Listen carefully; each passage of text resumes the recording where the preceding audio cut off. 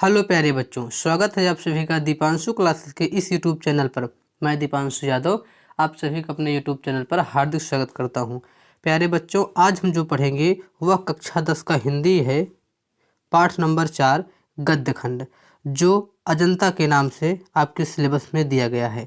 पाठ नंबर 4 जो गद्य खंड का है, जिसका नाम है अजंता, जिसके लेखक हैं डॉक्टर भगवत शरण उपाध्याय जी।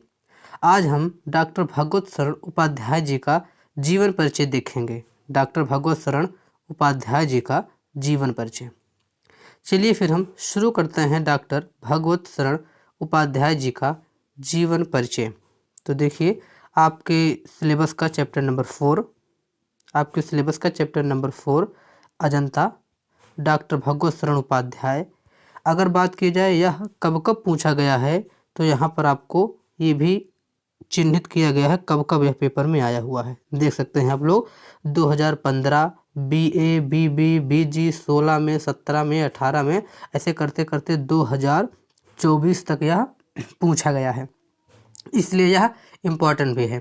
चलिए फिर हम शुरू करते हैं। आपको बता दिया जाए कि जो जीवन परिचय लिखने का एक सही क्रम है वह यह होता है कि सबसे पहले आपको संक्षिप्त जीवन परिचय लिखना होता है। एक अच्छा जीवन परिचय लिखने के लिए सबसे पहले आप संक्षिप्त जीवन परिचय लिखेंगे, संक्षिप्त जीवन परिचय, या फिर इसी को कहते हैं संक्षिप्त परिचय। दूसरे नंबर पर आप लिखेंगे जीवन परिचय, दूसरी हेडिंग में आप जीवन परिचय लिखेंगे, और तीसरी हेडिंग में आप रचनाएं लिखेंगे। इस प्रकार से आप लिखेंगे तो बोर्ड परीक्षा में आपको 5 के 5 नंबर पूरे के पूरे मिल जाएंगे। तो चलिए इसी क्रम में हम आपको शुरू करते हैं आज इनका जीवन परिचय। सबसे पहले हमारी हेडिंग होनी है संक्षिप्त परिचय की। तो देखिए आप सबके सामने पहली हेडिंग है संक्षिप्त परिचय की। पहली हेडिंग आपकी संक्षिप्त परिचय हो गई। अब संक्षिप्त परिचय में आपको लिखना क्या, सबसे पहले आप लिखेंगे नाम, जिनका आप लिख रहे हैं जीवन परिचय उनका नाम लिखेंगे। तो नाम में आप लिखेंगे डॉक्टर भगवत शरण उपाध्याय। फिर आप लिखेंगे जन्म इनका हुआ है वर्ष 1910। वर्ष 1910 का मतलब है सन 1910 ईस्वी। बात की जाए इनके जन्म स्थान की, तो इनका जन्म स्थान बलिया जिले के उजियारपुर गांव में हुआ था।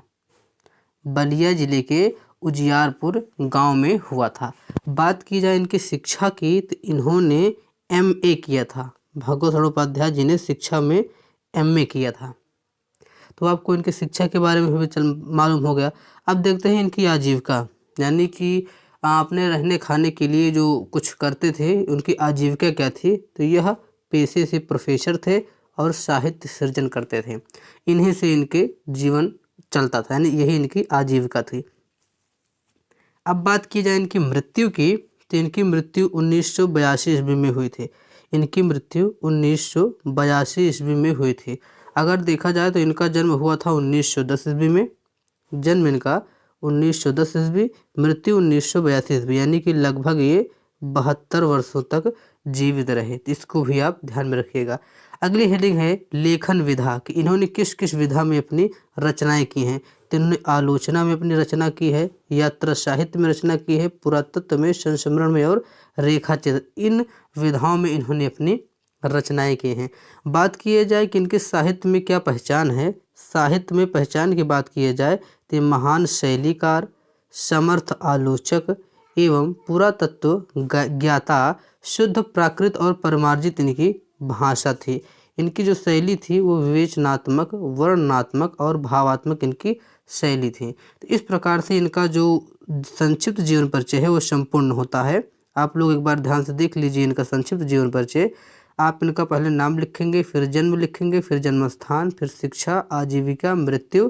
अगर आप चाहें तो लेखन विधा वाला जो हेडिंग है आप इसको काट भी सकते हैं, साहित्य में पहचान ये भी काट सकते हैं, लेकिन आप मृत्यु तक जरूर लिखेंगे, और भाषा शैली भी लिख देंगे संक्षिप्त जीवन परिचय में। तो इस प्रकार से आपका संक्षिप्त जीवन परिचय पूरा हो जाता है।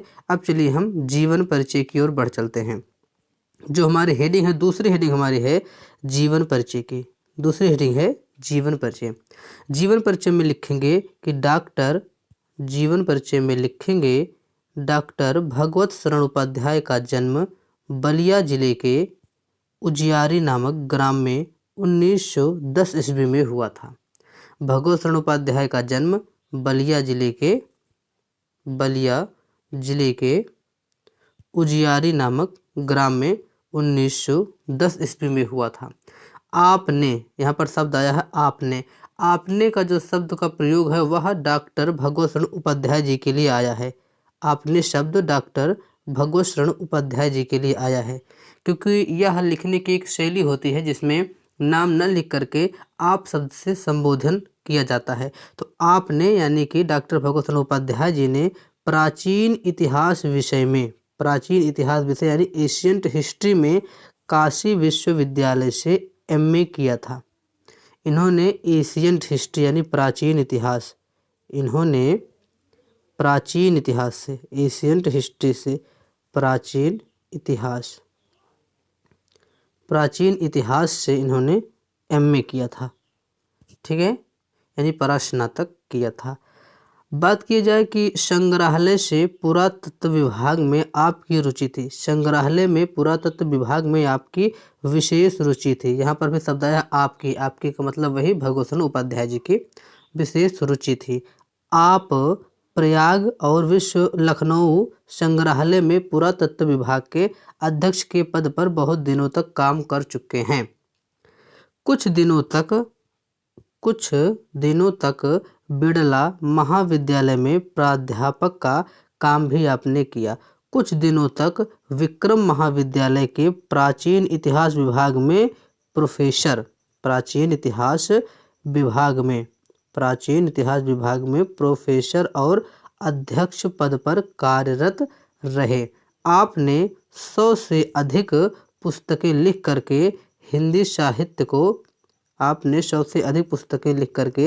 हिंदी साहित्य को समृद्धशाली बनाया। आपकी मृत्यु सन 1982 ईस्वी में हो गई।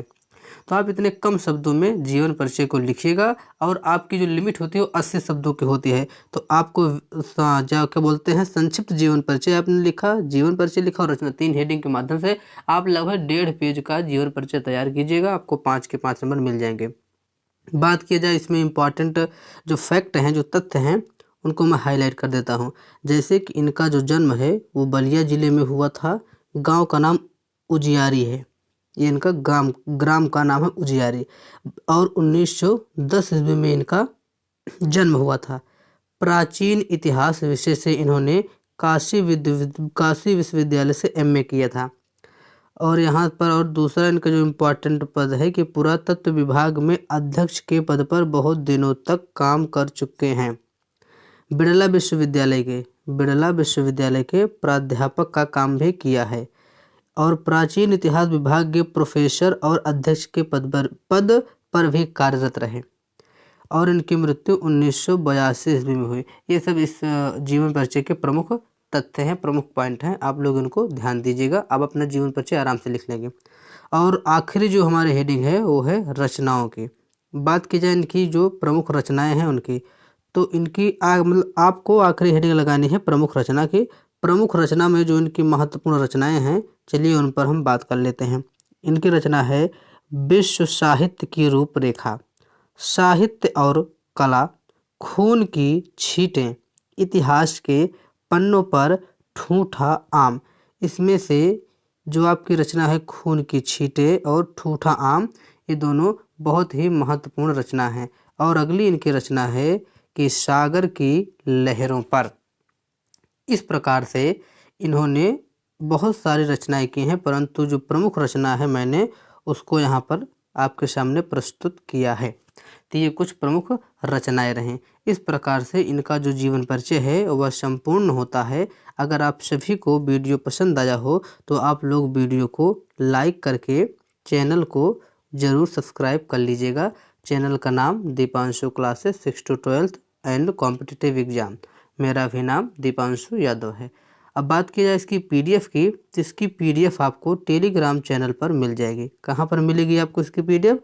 तो आप इसकी पीडीएफ टेलीग्राम चैनल पर प्राप्त कर सकते हैं। बात की जाए टेलीग्राम चैनल का लिंक कहाँ मिलेगा, तो आप टेलीग्राम चैनल के लिंक डिस्क्रिप्शन से प्राप्त कर सकते हैं। पहली ही लिंक डिस्क्रिप्शन में इसकी है। तो बहुत बहुत धन्यवाद आप सभी का। आप सभी वीडियो के लास्ट तक जुड़े रहे, इसका मैं आप सभी को आभार व्यक्त करता हूँ। चलिए फिर हम अपने मित्र से मुलाकात करके वीडियो का समापन करते हैं। ये रहा मेरा मित्र और इससे मुलाकात कीजिए,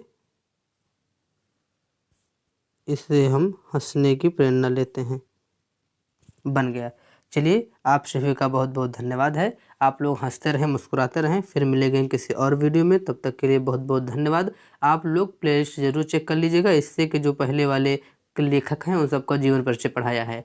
और आप लोग चैनल को भी जरूर सब्सक्राइब कर लीजिएगा। बहुत बहुत धन्यवाद।